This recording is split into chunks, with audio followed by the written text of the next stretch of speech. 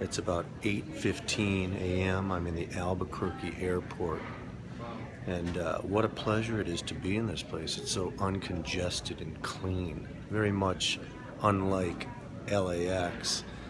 I was in town for a few days up in Santa Fe working at the IAIA, which is the Indian American Institute of Arts. I never can get the name straight, but it's an incredible place. It's a school primarily to serve the needs of Native Americans, and some incredibly brilliant, creative people come around from all around the country.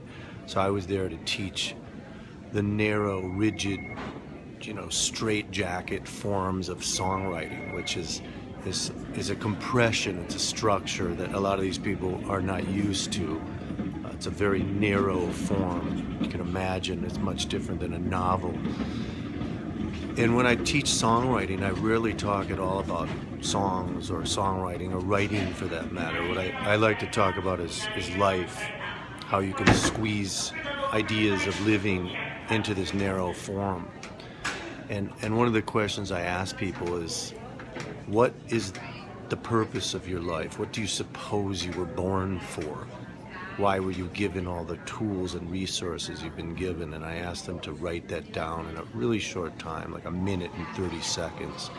And they're writers, so they're writing away and writing beautifully and eloquently with metaphors and all sorts of beautiful prose. And I had a few people read what they'd written.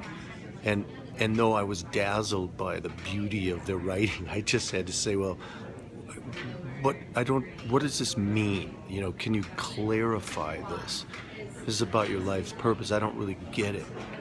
And then it was a process of them sort of narrowing and refining and clarifying and winnowing down, getting rid of the dross and the artifice to come to the central idea, the kernel of the idea, which in general I found cross-culturally is that people's raison d'etre, the reason for being, is pretty uniform. People want to do good things, they want to help the world, they want to offer something generously to other people, they want to uplift and unite other people.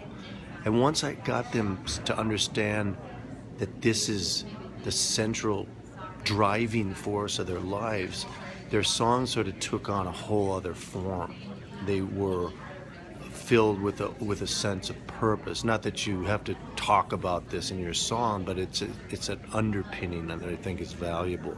So I'm heading home. I hadn't got much sleep. I'm bleary-eyed and ready to see my turtle and my dog.